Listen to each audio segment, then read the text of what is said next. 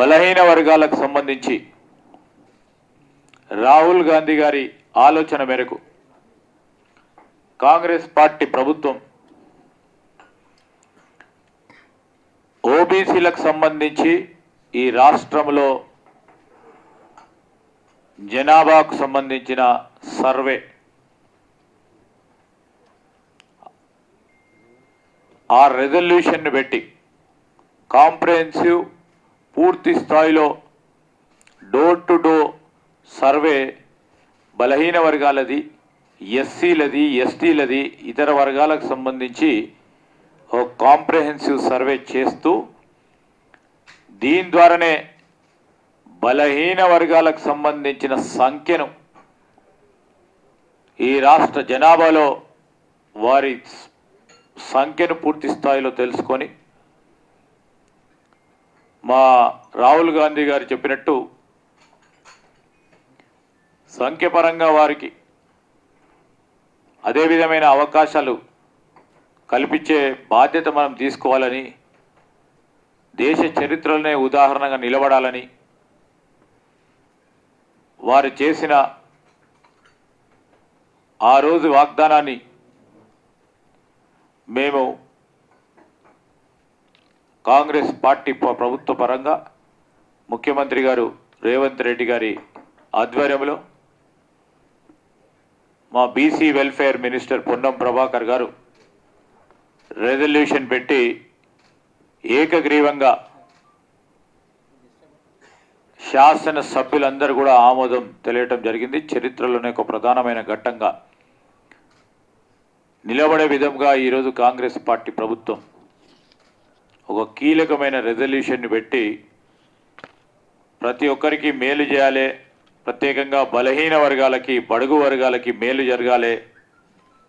రాబోయే కాలంలో మేము ప్రవేశపెట్టే బడ్జెట్లలో కూడా వారికి ఎంత శాతం ఉంటే అంత శాతం వారికి నిధులు, విధులు ఇచ్చే విధంగా ప్రయత్నంలో మొట్టమొదటి అడుగు వేయటం జరిగింది.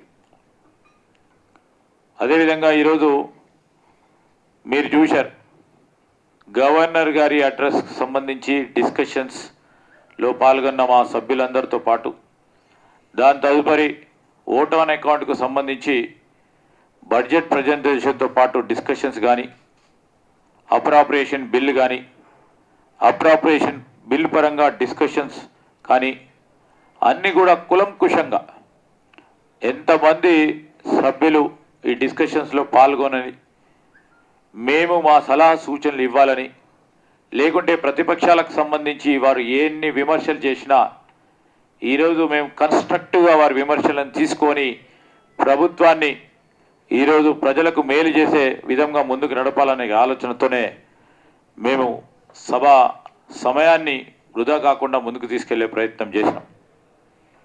దీనిలో చూస్తే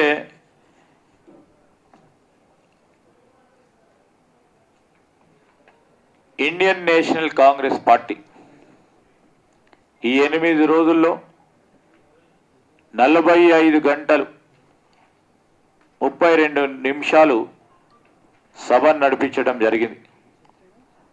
కాంగ్రెస్ పార్టీ సభ్యులు 8 గంటల 43 నిమిషాలు వారికి స్పీకర్ గారు సమయాన్ని కేటాయింపు చేస్తే వారు టీఆర్ఎస్ పార్టీ సభ్యులు 39 మంది ఉన్నా కానీ 8 గంటల 41 నిమిషాలు వారికి కూడా ఈక్వల్గా అవకాశం ఇచ్చారు.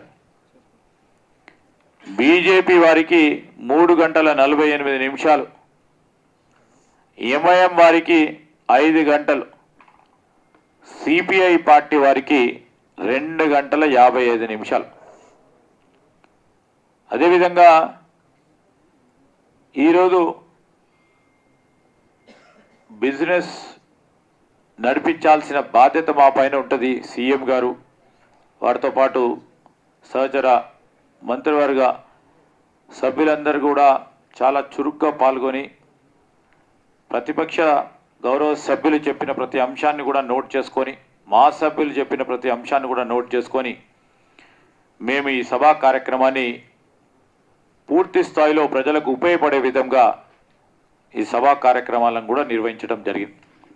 దానికి తోడు మరి తెలంగాణ లెజిస్లేటివ్ కౌన్సిల్ 9వ తారీఖు నుంచి మొదలై 15వ తారీఖు వరకు 6 రోజుల పాటు కొనసాగిన కౌన్సిల్ సమావేశాల్లో 11 గంటల 5 నిమిషాలు కౌన్సిల్ సమావేశాలు జరిగినాయి.